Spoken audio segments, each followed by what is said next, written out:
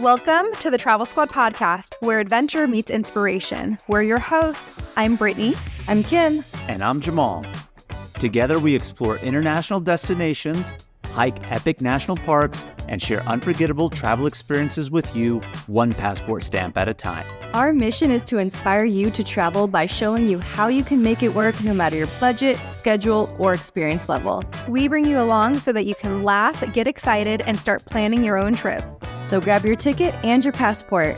And don't forget your travel insurance. And get ready to embark on a new adventure with us around the globe.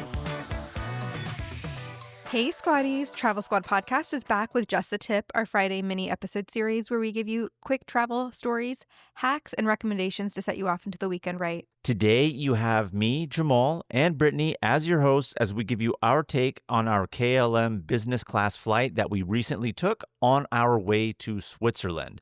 We flew business class only one way from San Diego to Amsterdam and paid cash upon online check-in to do that upgrade. Because initially, we bought regular economy flights, but at time of check-in, the price was too good for the upgrade to pass up. Yeah, so it was actually really funny. I had just come in from a swim and I was just relaxing, and then Jamal's like, Brittany, come here. And I'm thinking like there's an emergency, and he's just like, oh, well, I just wanted to know, do you want to upgrade to business class flights on the way there? And we did it. So really glad we did. And we get to share our review with you guys. So let's talk a little bit about our experience. I just want to preface this by saying, if you fly business class, it's always going to be a 10 out of 10 in comparison to flying economy. So let's just get that right out there right now. I mean, that's the truth. But when we're giving our review here of KLM, of course, we're going to give you an honest review, but also we are comparing it a little bit to our experience in business class on Singapore Airlines, just kind of comparing the two on that, because of course, that is a frame of reference that we do have, because we recently flew Singapore Airlines business class on our way to Thailand. And that airline is known to be one of the best airlines in the world, let alone one of the best, if not the best business class flight experience there is out there. So yes, KLM was great, but also we want to highlight a little bit of the differences and tell you what you can expect with your experience on KLM. And the differences started right away. So we were pointed to our seats versus when we flew business class with Singapore Airlines, we were shown to our seats. And we were also referred to as ma'am or sir versus by our names. Like when we were flying Singapore Air, it was Mr. Marouche or Ms. Harbeck. So just immediately right off the bat, just a few differences right away. And then in the business class cabin, there are 10 rows of business class seats. It's formatted in a 1-to-1 pattern. By the time we upgraded day before when we were doing online check-in, there was like 3 business class seats left. The only 2 that were together were the back 2 rows by the window. So I was sitting in front with a window, and then Brittany was behind me. And when we got to our seat, we had a pillow, blanket, water bottle, menu, noise-canceling headphones, and then they also passed out an amenity kit with an eye mask, earplugs, lip balm, toothbrush, toothpaste tablets, and moisturizer. So I'm glad we actually didn't have to ask for it. It was just given to us right off the bat. And I did use a lot of the things that were in the amenity kit. One thing that you did not mention, Brittany, that I was really hoping was going to be included with the amenity kit was going to be some slippers. We had those when we flew Singapore Airlines. I feel like from everything I see on social media, that's pretty common. So KLM did not have that. So when you get up and want to use the restroom or walk around, you have to put back on your shoes versus the slip-ons that a lot of airlines in business class give you. So that was a little saddening, but just something that I did notice as well. And then once they got everyone seated, they offered everyone juice, water, a mocktail, or champagne. Jamal and I both did the champagne.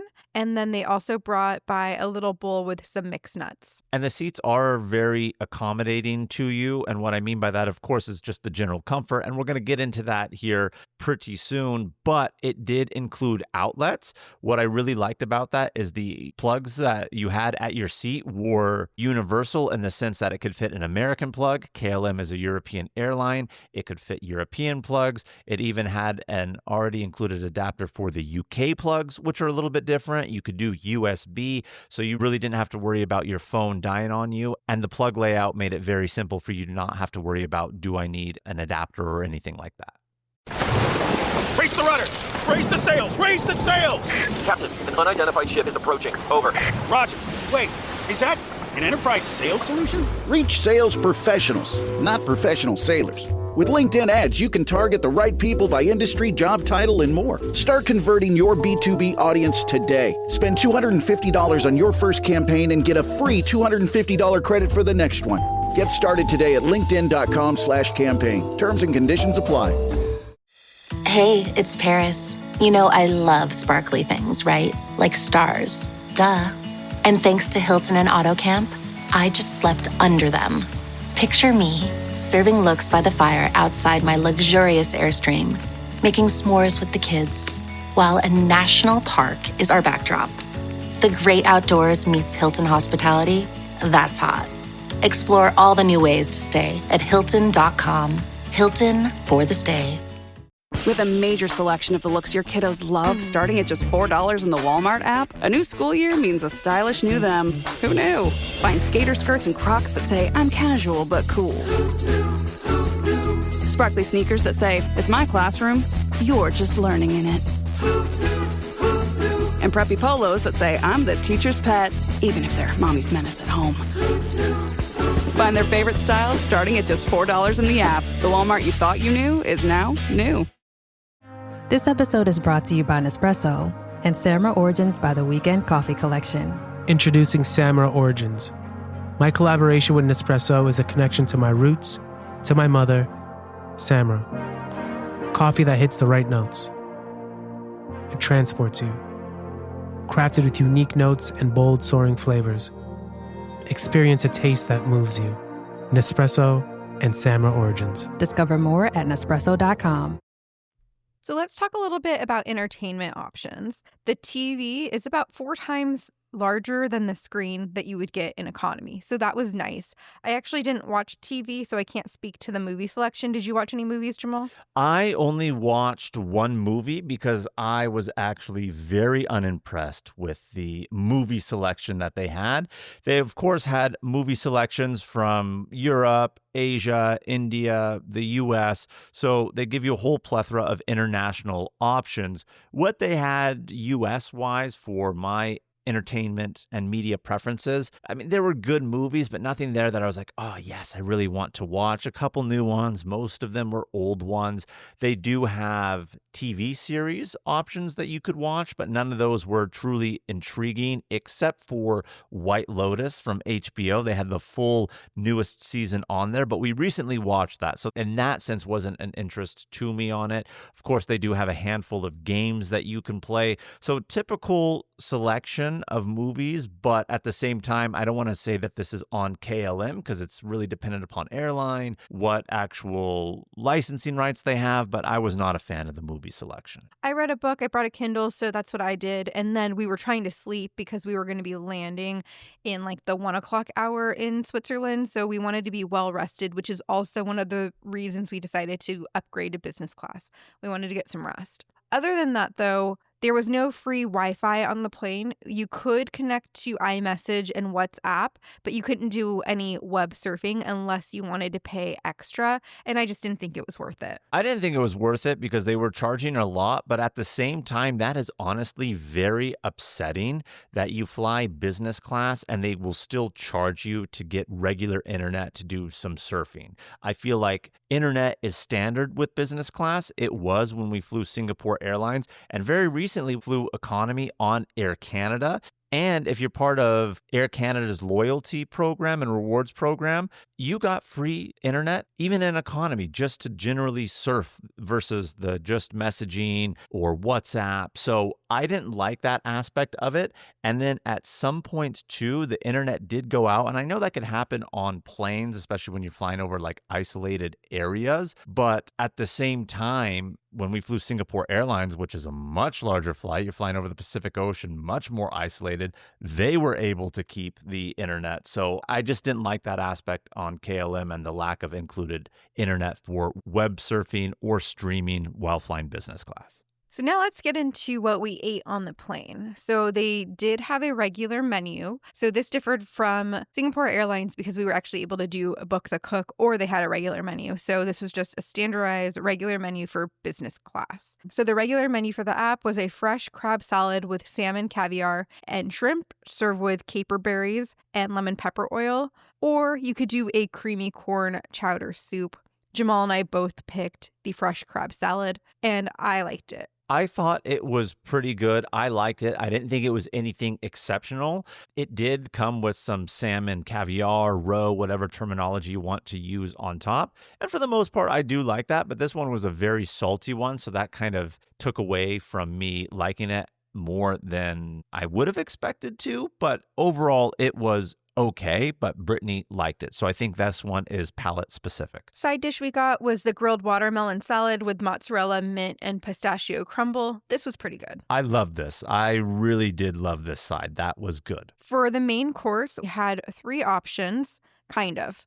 We had the grilled chicken with a morel sauce and roasted parsley, potatoes, beans, and carrots. So this dish they were actually out of, and that's what we would have ordered. So we actually had to pick something else. Otherwise, there was a pasta filled with ricotta served with porcini and shiitake mushrooms in a creamy truffle sauce. That's what we ended up getting. But the last option that they had was like a tasting where it was a quesadilla and a pulled pork barbecue sauce sandwich and a potato of some sort as well. Yeah, I mean, I was really disappointed. Like I said, there's only 10 rows in business class, and Brittany and I were in 9 and 10. So by the time they got to us, we were left with the vegetarian option, which I did not want vegetarian. I wanted meat. But in general, the description that Brittany gave you sounds pretty good if you like pasta and mushrooms and whatnot.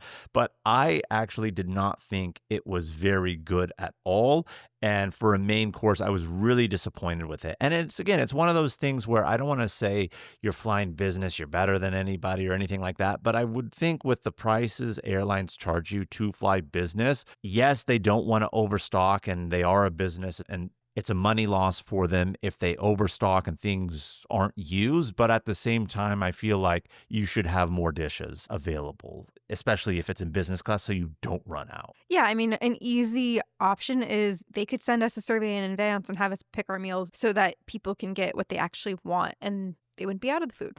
So for dessert, they either had a cheese plate with fig chutney, grapes, and crackers, or they had this plate with 3 macarons, fresh fruit, and a vanilla whipped cream. That's what I ended up choosing, and it was really good. I ended up getting the same. I did like their dessert. Actually, the cheese plate was very intriguing to me because I didn't really want anything too sweet, but very recently, Brittany and I just did have some charcuterie, so I didn't want to have charcuterie, and I knew we were going to Europe, and European breakfast is exactly that. Cheese plates, meats, fruits, and I knew I was going to be overloaded with that. So I turned it down for those 2 reasons, but the macarons and fresh fruit that they had was really good. I would say overall, the meal was good, except for the pasta, which was the main course, and the fact that they ran out. But at the same time, I don't think it was a cohesive meal that all appetizer, entree, dessert really went together. Yeah, I would agree with that. And then to top it off, they gave us these mini chocolate KLM houses, and they came in white milk or dark chocolate. So I got a milk chocolate little mini house. So for breakfast, they served us warm bread rolls, croissants, and jam. Of course, drinks-wise, you could always have unlimited alcohol, but at breakfast, they did offer champagne, orange juice, tea, coffee. They had this chia coconut oatmeal with caramelized banana, pomegranates, and pistachio, and that was so good. I think that was my favorite part of breakfast. And then they did have a cold plate with turkey, ham, Gouda cheese, fresh egg salad with chives, and a pumpernickel bread. And so everything we just mentioned was the standard that comes on the side. The main entree, you got to choose between a poached egg with hollandaise sauce, spinach, and fried potato wedges, or you could do French toast with blueberries and apple compote that was served with a creamy vanilla sauce. I love poached eggs and eggs Benedict. Brittany does just as well, but something about eating eggs on a plane weirds us both out. So we did opt for the French toast, which was very good. It was a very small portion, looked a little bit different than I was expecting. But nevertheless, I would say meal-wise as a whole, I preferred breakfast over the lunch or dinner for our first flight. Yeah, I have to agree. Breakfast was quite delicious, and I really love that chia coconut oatmeal. That was really good. One thing we're not talking about with the business class here or didn't mention yet are the plates and silverware that they served breakfast and lunch with. I actually really liked it. You know, in the Netherlands, because again, KLM is a Dutch airlines, they're very known for their tiles that they make. And so a lot of the dishes had that white and blue tiles that they're known for. And it just made it a nice, more fancy experience just as well that I appreciated. Introducing the perfect companion to your morning listening routine. AG1's clinically backed formula is now flavor-packed with 3 new delicious flavors: tropical, berry, and citrus. Start the day on a high note with probiotics that taste like the tropics. Mix it up with micronutrients that taste like berry or citrus. And take it all the way back with the classic AG1 Original with notes of pineapple and vanilla. Do your health a flavor, or 4, with AG1 Next Gen, the daily health drink. Learn more at drinkag1.com. How do you top your love for your cat? With a cascade of decadent savory gravy over a mouth-watering mousse pâté. Fancy Feast gems. 2 gourmet pâtés in 1 convenient pack. Simply peel and plate to reveal a pyramid shape that makes eating delightful and pamper her with an experience as extraordinary as she is. Turn the everyday into the extraordinary with Fancy Feast gems. This episode is sponsored by Friskies, who would like to tell your cats hi. Now, if that didn't get your cat's attention, there is one thing that always does the trick. Just pour some Friskies crunchy food in the bowl and you'll hear those paws come running. Works every time. With so many Friskies choices, you can always bring your cats running from their secret napping spots. There's always more to explore. See for yourself at friskies.com or visit your local store. Hey, it's Ryan Reynolds here from Mint Mobile. Now, I was looking for fun ways to tell you that Mint's offer of unlimited premium wireless for $15 a month is back. So I thought it would be fun if we made $15 bills. But it turns out that's very illegal. So there goes my big idea for the commercial. Give it a try at mintmobile.com/switch. Upfront payment of $45 for 3-month plan, equivalent to $15 per month required. New customer offer for first 3 months only. Speed slow after 35 gigabytes if network's busy. Taxes and fees extra. See mintmobile.com. So now let's jump into the lie flat experience. So we're going to compare this quite a bit to the Singapore experience because that's the experience we've had before. So in KLM, you can press the button and lie down directly, whereas with Singapore Airlines, you actually had to fold down the bed. And there's some pros and cons to this. I like that you were able to just lie down directly, but we also didn't have any extra linen or extra pillows that we had on Singapore Airlines. Yeah, because on Singapore Airlines, when you folded down the seat to make it into a bed, behind the area where it folded down was the linens, extra pillows, an additional blanket. So it made it feel more like a bed. So yes, of course, the KLM seat did go lie flat, so it is a bed in that sense. But again, no additional pillows. You only had your blankets, no linens. So it doesn't make it as comfortable. One thing we didn't mention about our seat here in business class, of course, is you could just put your feet up and have a footrest, even not reclining the chair. But if you hearken back, if you listen to our Singapore Airlines business class review, we did talk about how the fact that when the bed goes into lie flat, they kind of catty corner you a little bit. So you're sleeping at a weird angle. But that's just based off of the way that they have the seats oriented. In KLM, they have their seats staggered in such a way that when it goes to lie flat, you don't really have to angle yourself to be fully flat. You're just in a natural straight position. So I did appreciate that more. But when you put the business class seat in that position, it's not as wide. So Singapore Airlines had a much wider, just natural seat, whereas the KLM one was a little bit more narrow, just in its normal sitting position. So you're always going to encounter these differences when you fly business class from airline to airline, from model of plane to a different model of plane, even within the same airline. But the lie flat experience on KLM, I would say, is not as great because it didn't really feel as much like a bed as Singapore Airlines did because of the linens, extra pillow, blanket, etc. And normally when you fly on an airplane, you normally have the lap belt. So when you're sitting in economy or premium economy, you just have that lap belt. But when you lie flat, they typically give you the seatbelt that looks more like a car seat. But because you can lie flat without getting into like a bed, your normal seatbelt on KLM business class was like a car seatbelt. So you have the strap across your chest and then also the lap belt as well. Versus on Singapore Airlines, they had the lap belt if you were in the reclining chair, and then they had the car seatbelt type of seatbelt for when you were lying down. Overall, again, in comparison to economy, you can't really go wrong in business class. So it was a comfortable experience. Again, we are just highlighting the differences between Singapore Airlines and KLM. But if you've never flown Singapore or any other airlines business class and you come here KLM, believe me, you are going to enjoy it. We did it too. We're talking about the lie flat experience right now, but just in general, the seat was very comfortable, had different buttons for you to be able to recline it without going fully flat, raising your legs, giving you some calf support, or it just has a bench in front of you where you could put your feet all the way up. So a much, much more comfortable experience all around, no doubt. And at the very end of our flight, they did give us a little souvenir. KLM comes around with a mini ceramic Dutch house, kind of how we were talking about. They're known for their tile work and souvenirs like that. So they did give us one of those, which I thought was a little unique touch. Yeah, and